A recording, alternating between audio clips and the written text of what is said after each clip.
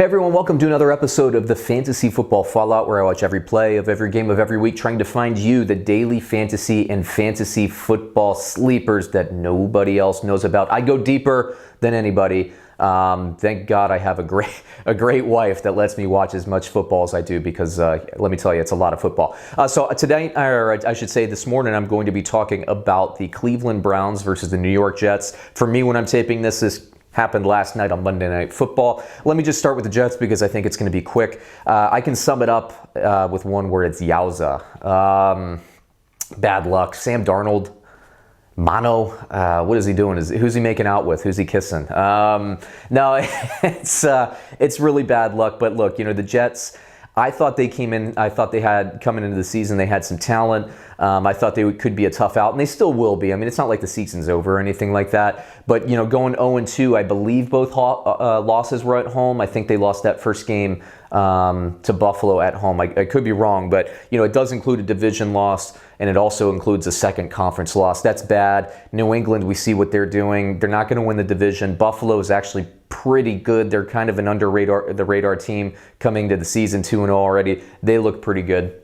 But, the Jets, it really sucks. Simeon, I didn't think the Jets were losing that much, downgrading, I would say, from Darnold to Simeon. But going from Simeon to Luke Falk early in that game, man, that's rough. LeVeon Bell had a pretty decent game, all things considered. 60-something yards on the ground, 10 receptions, another 60 yards through the air. If you're in a PPR league, he didn't have an awful game. Obviously, he didn't find the end zone.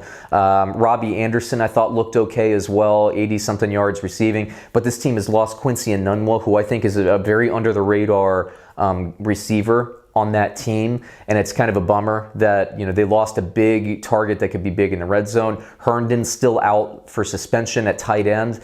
This is going to be a rough couple of weeks. Jamison Crowder came back down to earth because, let's face it, the Browns, they have a solid defense. They're a well-coached defense. They brought down some of the really bad penalties that we saw in week 1. There were still a couple, but they're still not really, basically they improved, and they have speed. And when you're playing your third string quarterback who didn't get a lot of reps throughout training camp and not a lot of reps this week in practice, it's going to be a little painful. So the Jets, they'll be fine. We'll probably see them go on a run later in the season. Team owners, if from fantasy football point of view, team owners will probably start to get a little impatient with guys like Robbie Anderson, maybe even guys like LeVeon Bell. Weeks, probably 6 to 8, somewhere between then and to the later part of the season, they're going to probably be very good, viable players. So I would say my advice, my fallout from this for the Jets, don't really go pick anybody up, because Anderson, Crowder, and Le'Veon Bell, they're obviously all going to be on teams, but maybe you can trade. Maybe you can use this, this downward slope, and some would call it, I think the media's calling it a little bit of a spiral. It's spiraling out of control. They'll be fine. They'll be fine. They're a well-coached team.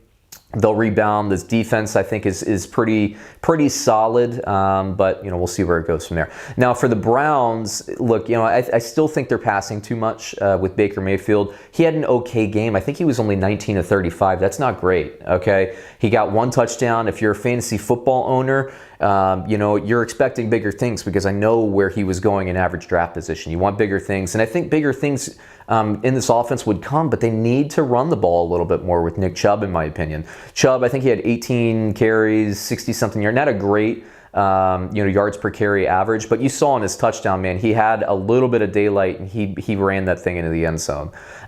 Baker Mayfield will really be served well utilizing Nick Chubb a little bit more. And obviously when Kareem Hunt comes back, I think around week 9, week 10, somewhere around there, that's going to help them as well. So, the Browns, they'll continue to ascend. Odell Beckham showed up, took one to the house this week, as we saw, had another deep kind of one-handed catch deep in the sideline. Really nice. Njoku, unfortunately, came down, got his legs taken out from under him. You don't really like to see those kind of landings. Landed on his head, kind of bent his neck awkwardly. I think he's questionable for week 3. Really wasn't, didn't have a great game. I think 1 target, no catches or something like that because of that injury. Jarvis Landry is going to be on the team. I don't think this offense is going to find its footing until they commit to the run more.